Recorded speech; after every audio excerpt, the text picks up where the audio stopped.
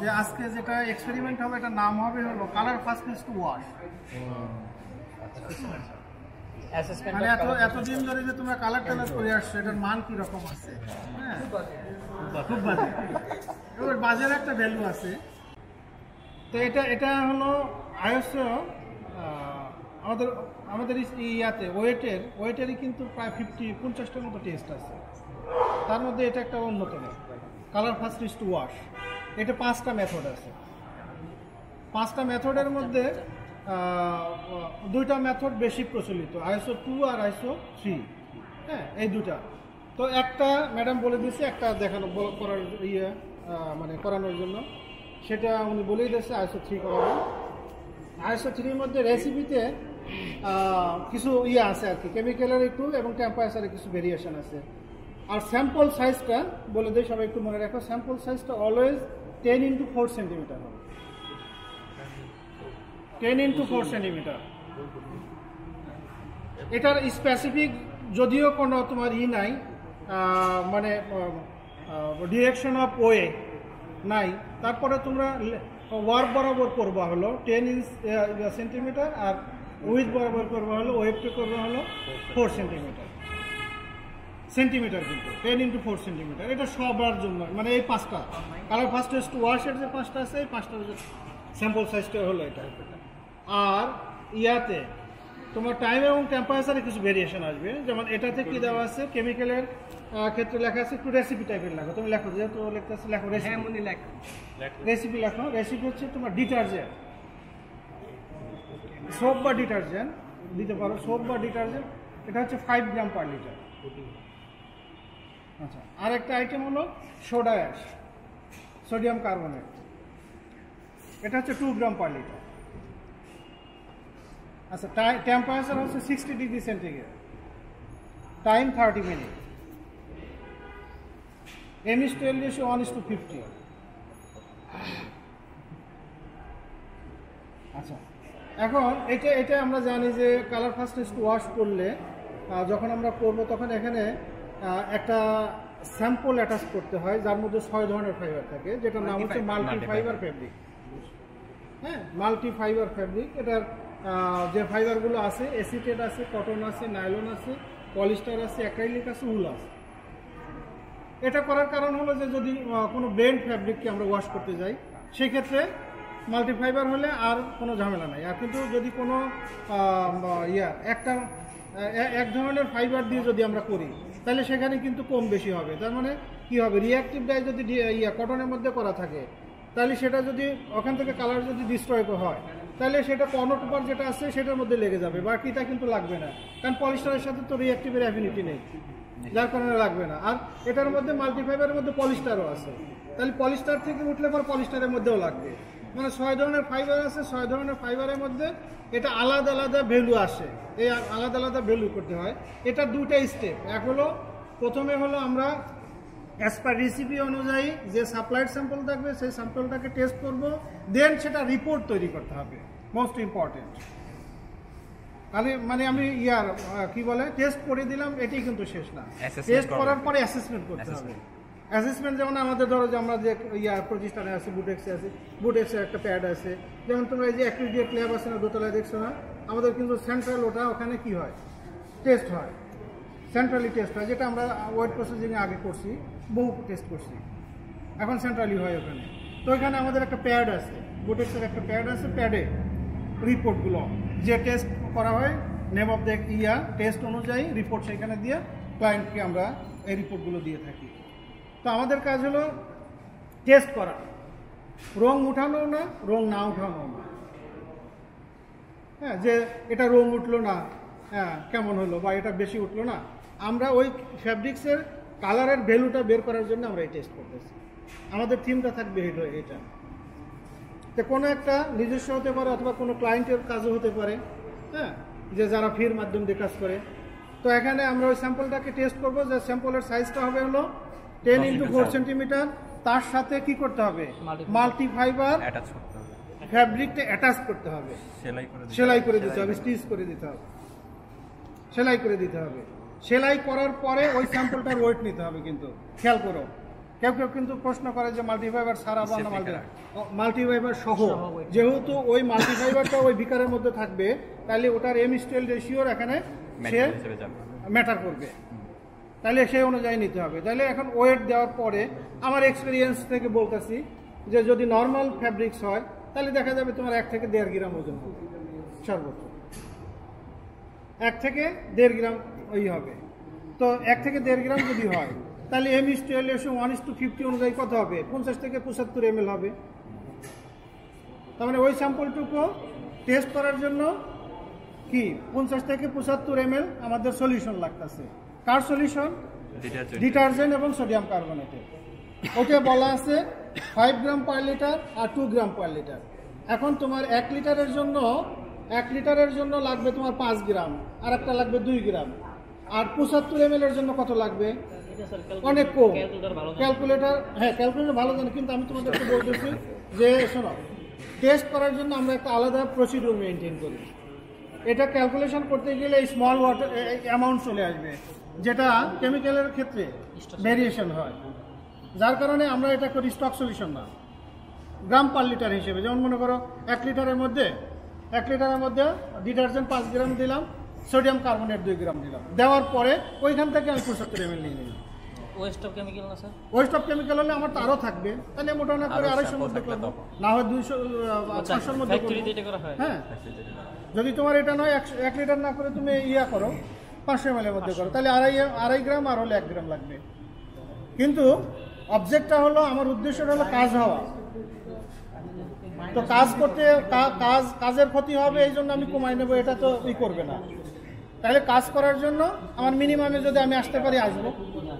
তাহলে 500 ml এর মধ্যে তোমরা 2.5 গ্রাম আর 1 গ্রাম দিবা, দেওয়ার পরে ভালো করে ডিজলভ করবা, গ্লাস রড দিয়ে এটা স্টায়ারিং করবা, করে ডিজলভ করার পরে তোমার যেটাই আসে, আমি অ্যাপ্রক্সিমেটলি বললাম যে 50 বা 75 আসবে, তোমাদের যা আসে তা নেবে। নেওয়ার পরে কন্ডিশন আছে, কি আছে? Temperature 60 degree centigrade, time 30 minute, এটা কন্টিনিউ করবা। কন্টিনিউ করার পরে এটা যখন তোমার টাইম কমপ্লিট হয়ে যাবে, এটা ওখান থেকে ড্রপ দিবা, ড্রপ দিয়ে নর্মাল ওয়াশ করবা, কোল্ড ওয়াশ যেটা আমরা বলে থাকি, কোল্ড ওয়াশ করবা। কোল্ড ওয়াশ করে এই স্যাম্পলটাকে ড্রাই করতে হবে। তাহলে এখন ওইখান থেকে স্যাম্পলটা ড্রাই করার পরে 2টা পাবো, একটু খেয়াল করো। 2টা আমাদের যেটা সাপ্লাইড স্যাম্পল ছিল, ওই একটা স্যাম্পল আর মাল্টিফাইবার আছে। এখানে 2টা জিনিস হবে, তোমার ভ্যালুটা 2 ভাবে আসবে, একটা চেঞ্জিং, একটা স্টেইনিং। একটা হবে চেঞ্জিং, একটা হবে স্টেইনিং। চেঞ্জিংটা কোনটা হবে? মূল ফেব্রিক যেটাকে আমি টেস্ট করতেছি, এটা মানে লাইট বা ডিপ হচ্ছে কিনা, রং উঠছে কিনা, কতটুকু উঠছে, এটার জন্য আমাদের সাপোর্ট জন্য অ্যাপারেটারের জন্য যেতে হবে কালার ম্যাচিং ক্যাবিনেটে। যেমন আজকে কি আছে, ওয়েদার ড্যাম আছে, আমাদের তো সাফিসিয়েন্ট লাইট নাই, যার কারণে D65 গিয়ে তোমরা এটা টেস্ট করবে। কালার ম্যাচিং ক্যাবিনেট তোমরা যে এসি চলে ওটা? হ্যাঁ, চলবে না কেন? কালার ম্যাচিং ক্যাবিনেটে যাবা, যা বিফোর স্যাম্পল। দেখো এত ইম্পর্টেন্ট জিনিস, তারপরেও কিন্তু অ্যাকুরেসি দিবে না, এই ভিজুয়ালি করতে হবে।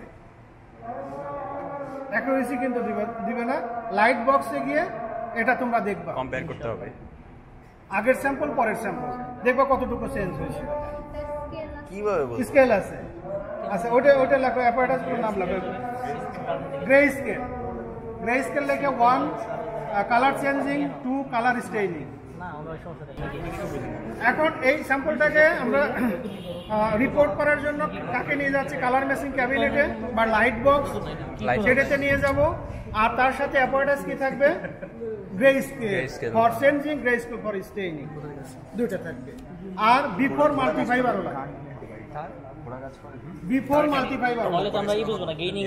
বোঝা যাবে না। এখন ওইখানে গিয়ে তোমার করতে হবে, হ্যাঁ, মানে ভিজুয়ালি তোমার আইডিয়া করতে হবে। এগুলো এক্সপেরিয়েন্সের ব্যাপার। যেমন আমি টেস্ট করলে গ্রে স্কেল লাগবে, তোমারও বেশি দিন লাগবে না, তুমি তুমিও পারবে। অবশ্যই ওটা থেকে তখন স্টিচটা ওপেন করবো, হ্যাঁ, স্টিচ ফিল করে নিয়ে ওটা আলাদা রাখবা। এখন আরেকটা মজার জিনিস হতে পারে, সাধারণত ওয়াশ করার পরে কি হয়, আমাদের সেন্সটা কি রকম থাকে, যে যদি রং ওঠে তাহলে হালকা হবে, কিন্তু কোনো সময় ডিপ হয়, রং উঠে যেমন শুধু লালটা উঠছে রং বা ওঠার শুধু পরে ডার্কার হয়ে যাবে, ডার্কার হয়ে যাবে। ডার্কার হয়ে যাবে। এগুলো কিসের নাম হয়? স্যার ওটা হচ্ছে তিন রকম ডাই মিলিয়ে ডাই করছে, শুধু হলুদটা উঠে গেছে, হ্যাঁ। ফলে রেডটা ওটা ডার্ক করে ফেলছে, হ্যাঁ। এরকম কিছু একটা। বুঝতে পারছেন? এরকম না, এরকম না, এরকমই হয়। কম্বিনেশন। ইয়েলোনেসটা কমে গেছে। হ্যাঁ, কম্বিনেশন 3 কালার নিয়ে প্রাইমারি কি হয়, চাকরি ব্লু আছে, চাকরি পেয়ে গেছে। ইন্টারভিউতে পাস এই যে তাহলে হলে আমি চলে যেতাম। আচ্ছা, এটা আমরা ধরে নিচ্ছি যে এটা হলো আমাদের সাপ্লাই স্যাম্পল।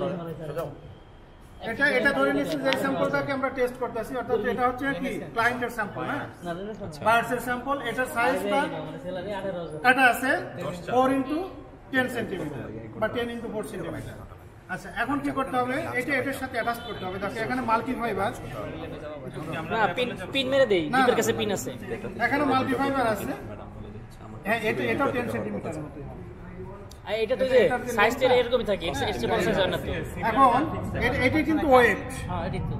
এটা ওয়েট, আর এটা হচ্ছে ওয়ার। এই ওয়ারপে দেওয়া আছে মানে আলাদা আলাদা ফাইবার। যেমন আমি মনে রাখি কি, এটা মনে রাখছি কিভাবে, কারণ এখানে তো আমি টেস্ট করে বের করি নি এখন কোনটা এসিটেট, কোনটা কটন, কোনটা উল। এটা দেখো, যেটা এই সবগুলোর মধ্যে থেকে এটার একটু কালার বেশি, ডিপ লাইটটা আমি ঠিক উল্টা দিক চলে যাই, গিয়ে এসিটেট থেকে শুরু করি। Acetate, cotton, nylon, polyester, acrylic wool. এটা স্যার কিভাবে মানে মনে রাখছেন? ডিপটা হচ্ছে এটা তোমার ইয়াতে আছে, স্যার আরেকবার sir, acetate, cotton, nylon, polyester, acrylic wool. মানে ডিপ হলো উল যেটা আছে ওটা ডিপ। বলো এইবার সবার জন্য একটা কোশ্চেন, ইয়েস স্যার। সবার জন্য একটা কোশ্চেন, পারলে 5 মার্ক, 5 না 2 দেবো, শিওর যাও। ওয়েবটে কি ফাইবার থাকে? হ্যাঁ, ওয়েবটে কমন কোন একটা ফাইবার থাকে স্যার কোন এই মাল্টিফাইবারে একেবারে উল্টা কথা বলছো। কেমন -2 স্যার, আমার তো এখানে কটন আছে। স্যার পলিস্টার যেটা কারোর সাথে রিঅ্যাক্ট করে না, কিচ্ছু করে কেন না। রিঅ্যাক্ট করবে না? মাল্টিফাইবারে সবগুলোই কারোর সাথে রিঅ্যাক্ট করে, এই জন্যই তো দেওয়া। ফিলামেন্ট আর ই না, ফিলামেন্ট থেকে তো তোমার উপাদান চাইছে, কোন উপাদান? টুইস্ট করলে তো এটা জুট আর না জোট জুট তো বেসিক হবে, তাহলে নাইলন হ্যাঁ। এটা সারা মাল্টিফাইবারের ওয়েবটা কি দেওয়া এটা আছে? হচ্ছে ওয়েবটা হচ্ছে পলিপ্রোপাইলিন ফাইবার। পলিপ্রোপিলিন। আর কাছে যেটা ই থাকে না, সেটা হলো কি সিপস ফর্মে হয়। হ্যাঁ, আমরা এটা কিন্তু ইম্পোর্ট করে সিপস ফর্মে নিয়ে এসে, তোমরা একটা মেশিন দেখছো না, ল্যাবরেটরি এক্সট্রুজার মেশিন। এক্সট্রুজার মেশিনে তোমার ই হয়, স্পিনিং মানে সেটা চিপস থাকে, চিপস থেকে চিপস থেকে এটা তোমার 3টা হপার আছে, হপারের সাথে ব্যারেল আছে 250 ডিগ্রি সেন্টিগ্রেড, ওখানে গলায় স্পিনার রেট দিয়ে বের করে দেয়। স্পিনার রেট দিলে এখানে কুইন্স একটা ই থাকে, এয়ার থাকে, ওটাকে ঠান্ডা করে ফায়ার অ্যাক্রিলিক। এটা হচ্ছে পলিপ্রোপিলিন থেকে ওয়েবটি। এটা হচ্ছে তার মানে কালার হবে না, এটা কার সাথে রিঅ্যাক্ট করে না, কারণ যে কালার করবা সেই কালার চিপসই চলে আসে। স্যার পলিস্টার দিলেও তো হইতো, কারণ আপনাদের না, কাছে হবে না। ডিসপার্স দিলে হয়, কিন্তু এটা 135, এটা তো আমরা যাবোই না 135, সেটা যাবো 60 ডিগ্রিতে ওয়াশে, তাই না? না, এটা তো তুমি রিস্কে যাবে কেন, কারণ এটা সেনসিটিভ বিষয়। আর পলিপ্রোপিলিনকে আরো হাই আর টেম্পারেচার লাগে। তোমার আমি যে কথাগুলো বলছি, এটার যদি বাইরে করো তাহলে তুমি মানে আউট অফ আইএসও স্ট্যান্ডার্ড।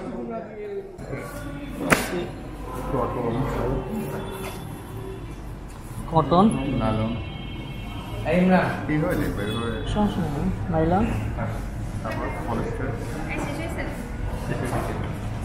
শেষের দিকে পলিস্টার, অ্যাক্রিলিক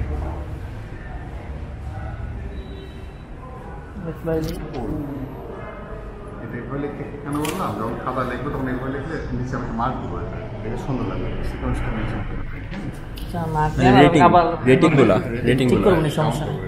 এখন আমরা দেখতে পারি কি এটা হলো আমাদের কিন্তু বিফোর ছিল না, বিফোর এই পজিশন ছিল না, এটা সরি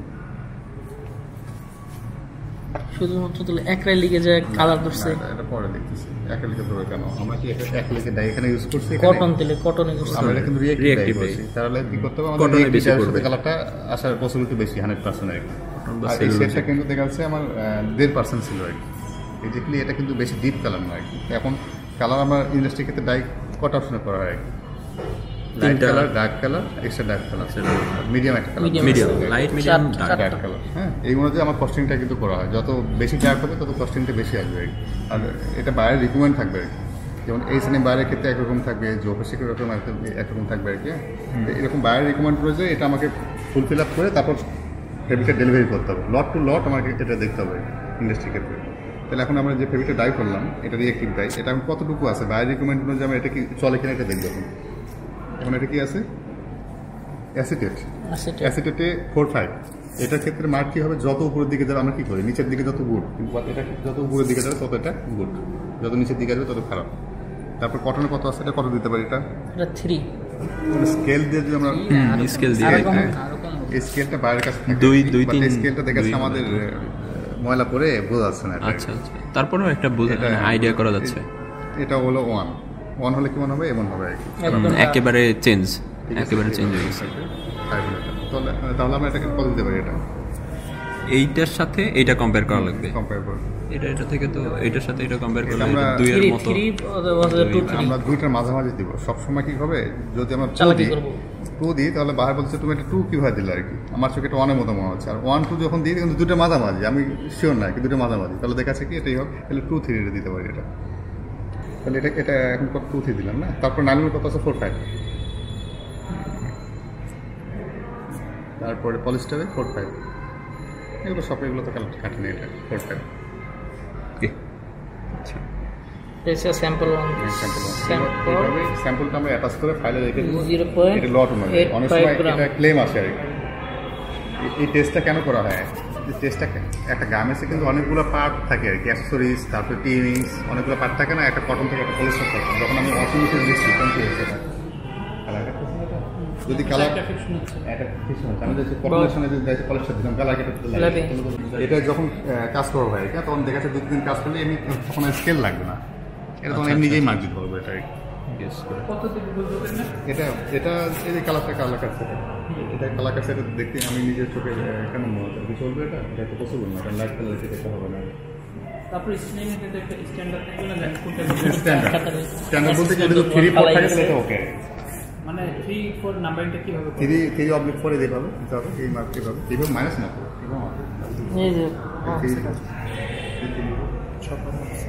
থাকলে পারে বাইরে এই মালটা কি করবে, এটা অ্যাকসেপ্ট করবে এটা। আর 3 পরের নিচে থাকলে পারে বাইরে এটা বলবে যে এই যে আমি বলছি স্টেনের ইয়া তো এইটা নাকি, গিয়ে স্কেল, এই যে এটা স্ট্যান্ডার্ড, এটা ওটা গিয়ে স্কেল এটা। আচ্ছা, এইটা স্টেনের। আচ্ছা আচ্ছা, মাল্টিপারপার এটা, হ্যাঁ এটা গেল, এটাও সেম একই সেটা করে। আর এইটার সাথে কম্পেয়ার করা লাগতেছে আমার কোনটা, এইটার সাথে এইটা। হ্যাঁ, এইটা কম্পেয়ার করে আমরা কি দেখতেছি, মানে এটা কিসেরটা দেখতেছিলাম, স্যাম্পল চেঞ্জ। যেটা হচ্ছে সেটা হলো 1 এইটার সাথে বেসিক্যালি আমরা এখানে দেখাচ্ছে ওপেন বাতে ডাইং করা হয়েছে, হাই প্রেসার ডাইং করা হয়নি, তারপর ডাইংয়ের যে ইয়েগুলো ওইগুলো সঠিকভাবে পালন করা হয়নি, এই কারণে কালারটা এই ধরনের আর কি কেটে গেছে। এটা 1-2 দিতে পারে। 1-2 বলতে কি এইটার মাঝামাঝি, এইটা আর এটার মাঝামাঝি নাকি?